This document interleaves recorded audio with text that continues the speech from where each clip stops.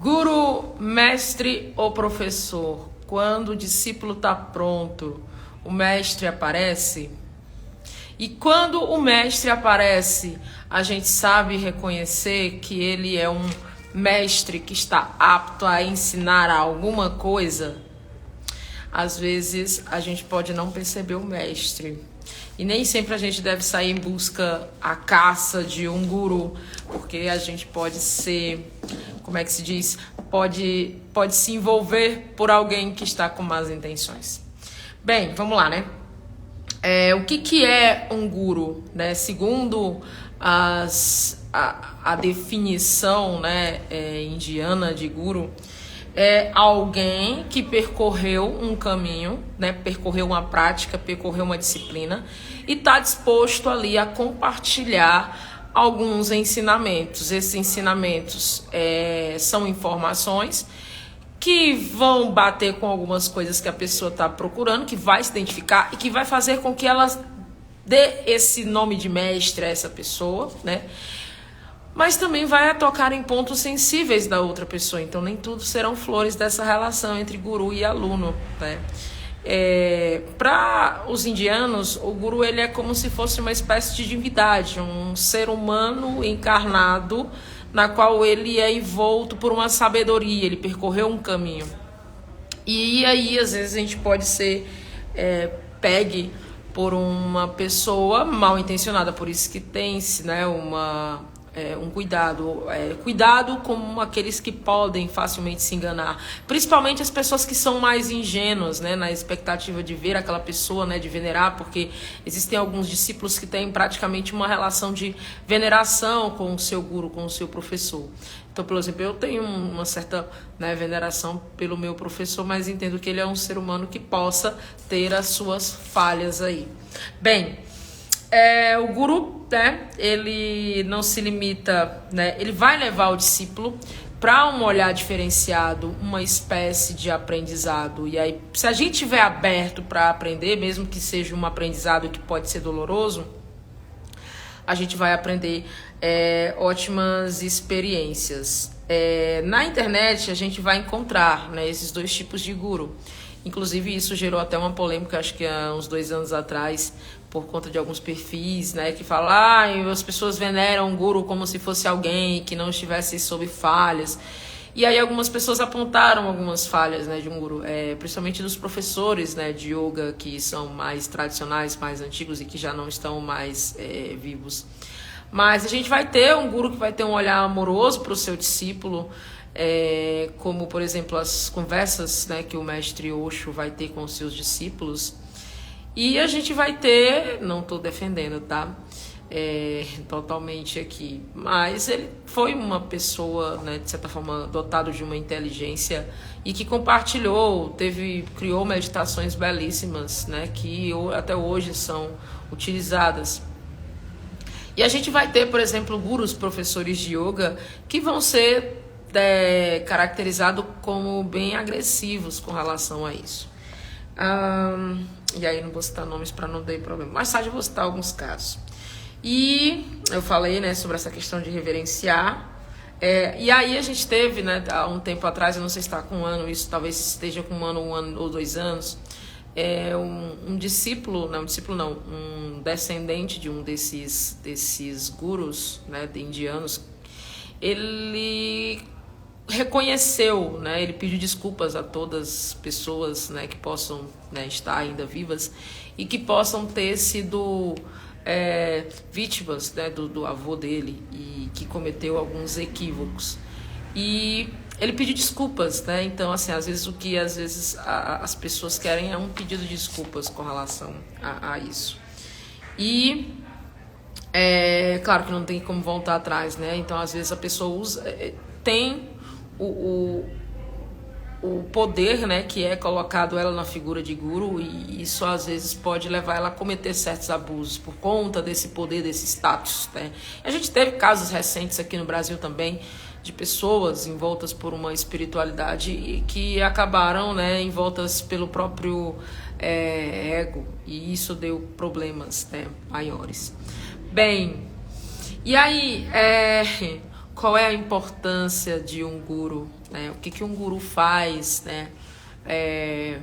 Um guru, ele vai te guiar por um caminho, né? Que você é leigo, que você é iniciante, que você está disposto a ter uma entrega e uma devoção nesse caminho. Pode ser uma pessoa que saiba, né, que já tem uma caminhada, uma longa caminhada, seja se ela no yoga, seja se ela no tantra, seja no autoconhecimento, que é muito venerado, né, hoje. E esse guru, ele tem uma jornada, ele já teve uma caminhada, e ele vai compartilhar os frutos dessa caminhada de quem está iniciando. E aí as pessoas, olha, por que que eu faço esse exercício e eu sinto isso? E aí essa pessoa que já tem essa caminhada, olha, isso é normal, talvez isso você deve investigar. Às vezes as pessoas são colocadas nessa questão de amor, e quando a gente está se relacionando, a gente acaba ultrapassando os próprios limites, e aí quando a gente reconhece isso, a gente tem que reconhecer algumas coisas. E aí, nessa figura, né, de reconhecer os gurus, a gente vai entender que nós precisamos de orientações, a gente não sabe de tudo. E aí algumas pessoas dizem, não precisa ter alguém ali dizendo que eu tenho que fazer o tempo todo. Esse é um lado também, né, de ficar totalmente dependente, né, de totalmente entregue a uma veneração, a uma pessoa, e você ficar dependente disso. Isso pode gerar uma relação de dependência aí que, se houver algo que não se perceba que está ultrapassando uma certa ingenuidade, né, pode soar desrespeitoso em algum aspecto.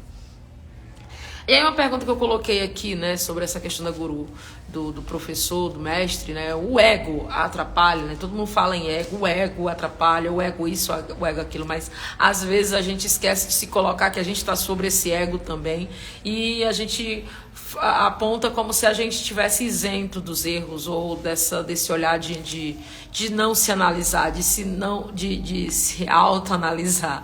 E às vezes a gente aponta uma coisa como se somente o outro fosse o errado, ou tivesse preso, né, em todas as suas entremanhas de medo, de apego, de raiva, enfim. E a gente esquece que a gente tem raiva, e a gente esquece que às vezes a gente comete alguns equívocos também, né? Tanto da relação de aluno quanto dessa relação de professor também, né? De mestre, de guru.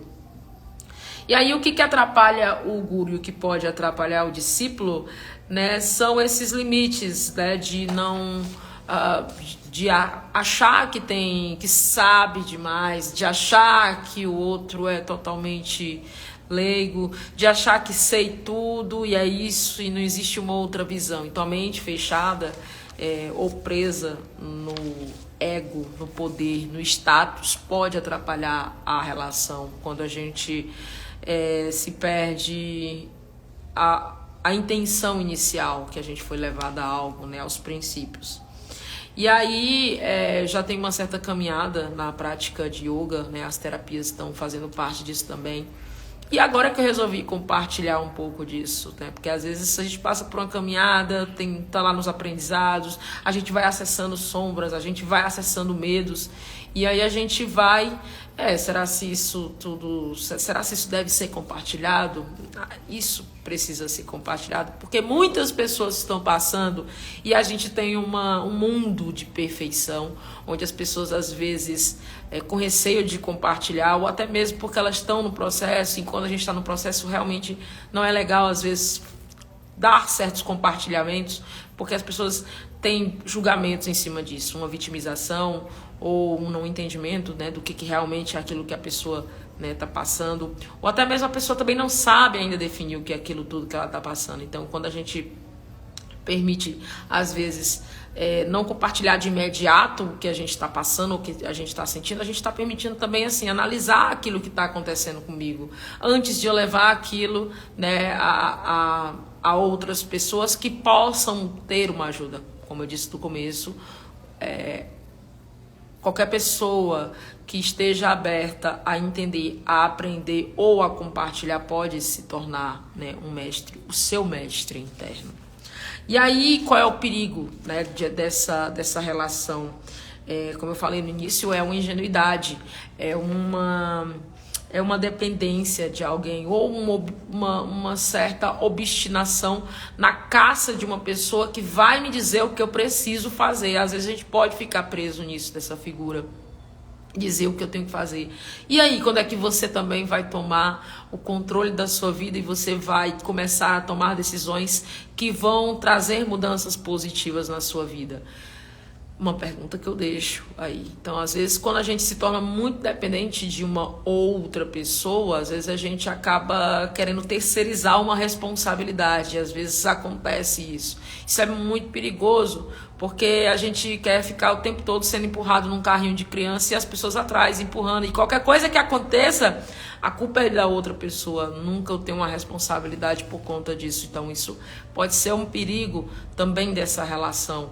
Né, de ter uma pessoa que você possa atribuir algo que não deu certo e você tira você do controle da sua própria vida. E quando o perigo também é quando você cai nas mãos erradas, porque às vezes algumas pessoas veem que você é ingênuo e aí vão te orientar, olha, isso você está errado, isso assim. E quando você cai nas mãos erradas, você está correndo o risco de sofrer abusos, de sofrer violências, de sofrer coisas que você nem sempre você vai ser o culpado. Até perigoso falar isso, mas às vezes a gente falta-se colocar para essa pessoa que realmente se aproveitou a responsabilidade de algo. E não é bem assim. Então, às vezes eu acho que essa falta de responsabilidade que existe, tanto de um lado quanto de outro, às vezes complica como se não é culpado por isso ou não é responsabilizado por isso. Então tem esse perigo também dessa relação. E aí quando é que eu me torno o meu guru?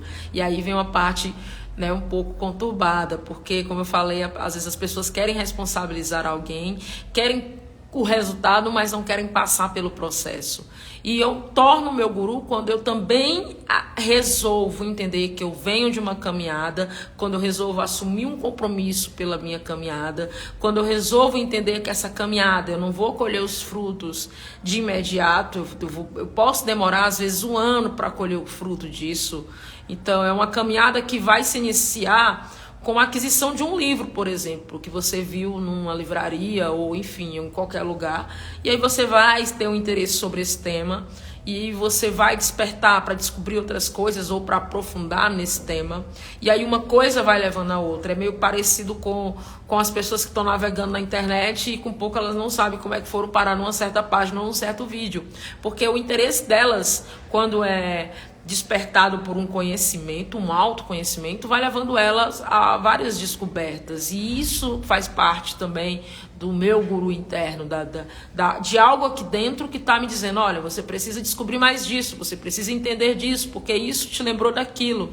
E quando eu vou abrindo essas perguntas e vou, né, como a Laura Gutman chama de biografia humana, quando eu vou fazendo essas perguntas sobre a minha vida, né, eu entro num aprendizado e eu abro a possibilidade para um aprendizado que eu não sei quando é que vai parar.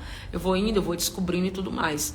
Quando eu interrompo esse aprendizado e quando eu me perco em resultados, não é bem resultados, mas quando os resultados vão soar negativo para mim ou para quem está ao meu redor, né? E eu vou ver como definitivo.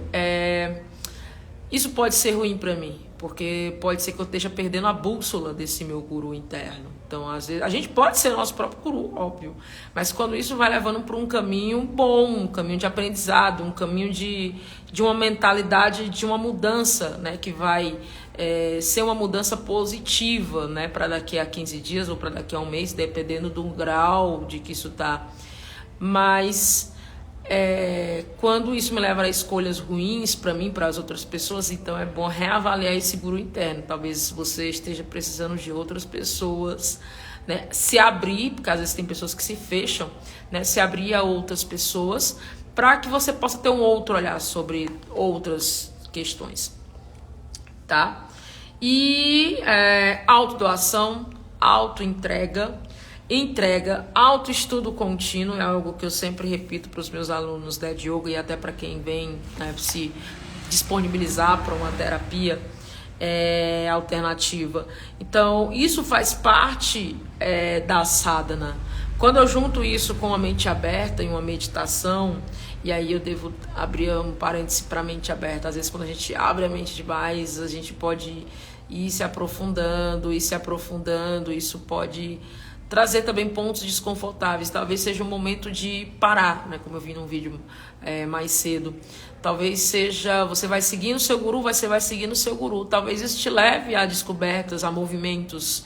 E os movimentos são importantes nessa caminhada. Mas isso pode levar a uma parada estratégica, que vai fazer você recalcular a rota de algumas coisas que você vinha seguindo na sua vida, né? Eu, por experiência própria, né, vou abrir aqui e vou dizer que foi algo que eu passei, né? Uma parada estratégica.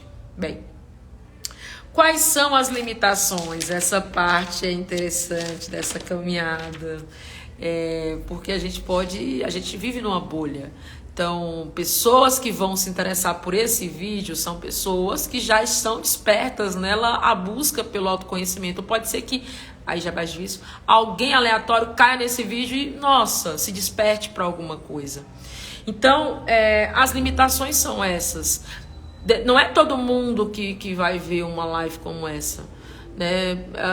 Ou seja, porque tem outras obrigações ou outros motivos, mas a limitação é que às vezes a gente pode ficar muito limitado a nosso conhecimento em si. Então, pessoas que têm a mente um pouco mais fechadas... Boa noite, Wesley. Pessoas que tenham uma mente mais fechada, elas dificilmente vão se abrir para isso, a menos que seja alguém que elas admirem e que fale desse mesmo tema. Aí elas vão se abrir, vão se despertar para isso, então tem essa diferença. E aí a limitação também tá que quando eu compro um livro, né? Isso já implica um movimento. Ou eu acesso um link na internet e clico, né? E isso já vai de acordo com o prévio interesse que eu faço, ou quando eu me desloco a uma livraria, por exemplo, e vejo um livro de alguma coisa que me interessa. Então existe uma limitação nessa procura, porque primeiro ponto, eu preciso estar me movimentando. Caso contrário, se eu não me movimento, se eu não clico num link, se eu não tenho interesse em ler um livro, se eu não me desloco, ou se eu vou num shopping e eu não tenho interesse nenhum de entrar numa livraria, né? A limitação já está aí. Eu estou fechado, né, num determinado mundo e vou ficar nesse mundo até que algo me desperte, uma crise ou a personalidade que eu admiro fale desse assunto e eu desperte para isso. Então as limitações, elas estão muito também no meio, no círculo, né? Não só do que está na mente da pessoa, mas no próprio círculo social. Então, tem pessoas que talvez não vão se interessar pelo o assunto que você se interessa. E aí você vai ter pessoas específicas que você vai conversar sobre isso. Então, faz parte, né, dessa caminhada de você saber o que vai lhe despertar. E aí, à medida que você for lendo, a sua mente vai se abrindo e você vai buscar ou mais do mesmo, ou outras coisas que vão expandir mais ainda a sua consciência. E aí, como eu disse, eu vou citar aqui um exemplo. Teve um cara que ele passou por uma crise muito séria, né? Ele é um cara que eu admiro, né? Ele é um mestre, um professor. E aí ele disse que chegou num ponto da crise dele que ele teve que chegar num hospital psiquiátrico e pedir internação, porque ele não estava... Ele tinha chegado no ápice da crise dele, e ele é uma pessoa que é estudada e tudo mais. E aí, essa humildade dele, entender que ele precisava de ajuda, foi essencial. E às vezes as pessoas demoram para reconhecer que precisam de ajuda. Elas demoram a pedir ou a ir atrás de algo ou alguém que vai ser o passo inicial na caminhada dela, de ajudar ela em alguma questão ou algum quesito. E às vezes, dependendo da situação, a gente não pode demorar muito para pedir ajuda. Ou começar a despertar o interesse para coisas que estão ali nos perturbando. Então a gente tem que ser, às vezes, rápido, porque algumas coisas são emergentes. E aí a gente tem que, quanto mais tempo a gente demora, talvez mais isso se complique. E eu reconhecer que, apesar do conhecimento que eu tenho, isso vale para todos que vão ver essa live, eu entendo que eu não sei de tudo. Esse conhecimento ele está dentro de uma bolha. E essa bolha ela não é totalmente impenetrável, né? Para algumas pessoas talvez essa bolha seja impenetrável. E isso vai permitir com que eu veja o mundo da forma que eu já tenho me acostumado, ou eu me abra para outras formas de ver. Então, o único perigo dessa relação de você se enxergar como um guru interno e pronto, acabou, é isso. Às vezes, é passar por essa dificuldade de não perceber que você não sabe de tudo e tá tudo bem, né? Não precisa. Porque é um perigo que às vezes a gente tem nas redes sociais, é a gente fingir que tem uma vida perfeita. Ui, caiu aqui. Fingir que tem uma vida perfeita. Até o celular fica emocionado. Ai. Deixa eu ver se foi aqui. Peraí, deixa eu encaixar novamente aqui que o negócio pulou. Menino, nunca tinha visto isso. Bem, ixi, não tá indo não. E agora foi. Menino, incrível. A câmera pulou aqui. Mas a questão é reconhecer que precisa disso, né? Que precisa dessa ajuda. Até me perdi aqui com esse negócio aqui desse pulo do celular. Então, a gente às vezes tem que reconhecer que a gente vive numa ignorância também, né? E às vezes essa ignorância ela é um pouco camuflada. É o Shiva, o deus da criação e da destruição. Ele cria e ele destrói.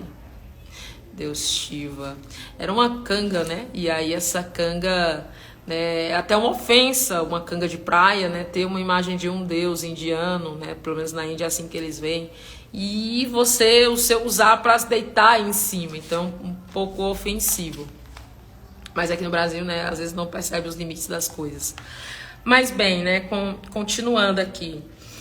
E aí você tem alguma coisa para falar sobre os seus aprendizados, né? Dessa questão das suas percepções, da sua própria caminhada, Wesley? O que você tem a me dizer da sua própria caminhada aí? Você pode escrever? Então, quando a gente se abre para... E aí é um ponto importante, né? Que tem uma frase que ela é bem conhecida, né? Conheceis a verdade, ela vos libertará. Mas que verdade é essa? Que verdade? É uma verdade que está atrelada a algo religioso ou que está ligado às experiências que você não pode conseguir transmitir para uma pessoa? E às vezes eu digo muito para as pessoas, olha, eu sugiro que você teste, experimenta, vê. E aí você testa por 7 dias, testa por 15 dias, testa por 30 dias... E vai vendo as suas percepções, porque se você está aberto e tem maturidade para o que vai surgir, e às vezes a gente não está preparado ainda para certas experiências, e é por isso que às vezes é importante, né? Eu compartilhei um vídeo nos stories falando do recuo, às vezes a importância de recuar. E aí o que a gente tem? A gente tem as percepções, né? A gente vai acessando outras coisas, a gente vai acessando fichas, né? Que estão atreladas a memórias do passado. E a gente vai entendendo bastante coisa. Bem, e aí, Wesley, o que você tem a me dizer? Eu tô quase terminando a live aqui, acho que falta algo em torno de, acho que uns 5 minutos estourando aqui. Não, 5 não. Acho que tem uns 10 minutos mais ou menos. Mas talvez eu termine menos.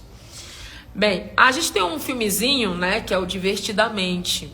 Que o Divertidamente é um filmezinho que fala sobre as emoções. A raiva, o nojo, o medo, a alegria e a tristeza. E aí tem uma cena interessante que é quando a personagem tá... muito bem, tem muita coisa. Ganesha, pesquise sobre Ganesha. Ganesha é muito bacana. Muito bacana. A coisas que estão nas profundezas da nossa mente, que elas podem ser acessadas por diferentes terapias. Às vezes você pode fazer uma terapia e do nada vem uma memória de alguma coisa, né? E aí, à medida que você está preparado para acessar, isso vai surgindo na sua mente. Isso pode gerar uma interrogação de você seguir, né, uma pista e sair, né, nessa pista para ver até onde vai dar. Ou você pode ignorar isso, né, não perceber, porque até para você ser o seu guru interno, você precisa ter consciência. Porque à medida que as coisas vão surgindo, né, a luz ela vai sendo lançada sobre as pessoas que estão abertas a isso ou que vão passando pelas experiências, né, como eu tinha falado num ponto desse vídeo. Então as experiências vão sendo vividas, vão sendo experimentadas, vão sendo sentidas. A luz vai caindo sobre determinados pontos escuros, que nem o filmezinho Divertidamente, né, que eu comecei e acabei, né, me perdendo um pouco aqui. Mas tem uma cena do filme que a personagem tem um pesadelo. E aí ela está acessando um lugar que é onde ficam os traumas, as memórias, as experiências que foram um pouco desagradáveis. E, né, o sonho é uma forma de acessar isso, a hipnose é outra forma. Hoje tem muito o uso de algumas substâncias enteógenas, acho que é assim a denominação correta, que trazem à tona também isso, mas eu não, né, tenho uma visão particular. Tem comprovações científicas, quando conduzidas, né, com toda uma intenção definida de quem está fazendo, que não está fazendo aquilo por um recreio, por uma diversão, mas está fazendo com aquela intenção de cura.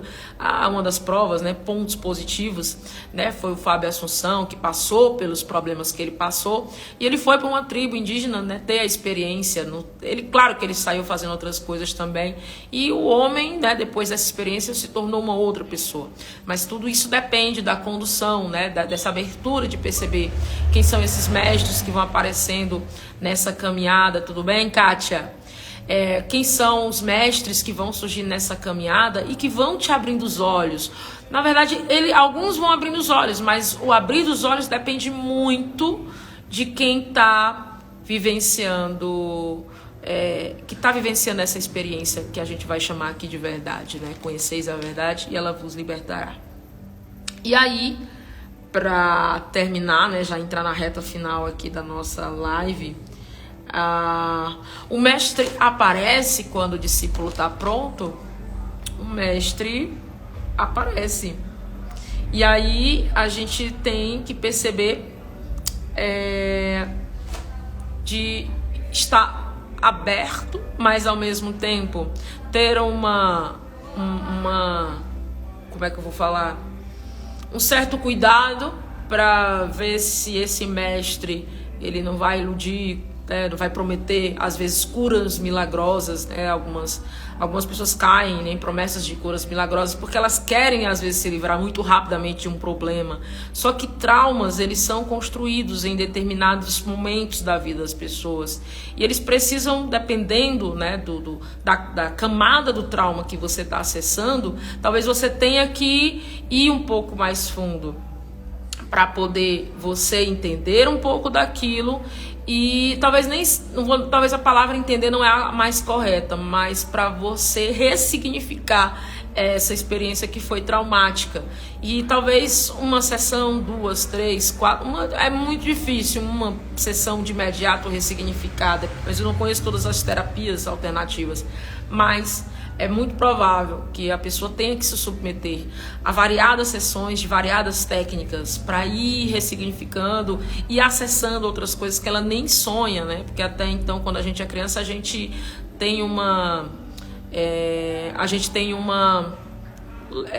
forma de ver a vida, né? Que a gente quer tudo para ontem, a gente quer agora, e tudo isso acaba entrando, né, na hora que a gente vive, né? A gente não tem essa associação, mas hoje a gente acaba enxergando que aquilo foi um trauma. Então, é isso, né? A todos que vão ver a live, enjoyem, curtam essa live e as outras lives. Estou preparando um conjunto de lives num outro perfil que eu tenho, mais especificamente, né, só sobre Tantra, para quem tiver interesse. Vou colocar aqui nos próximos stories o folderzinho, né? Mas não vai acontecer nesse Insta, vai acontecer no outro Insta. Então é isso.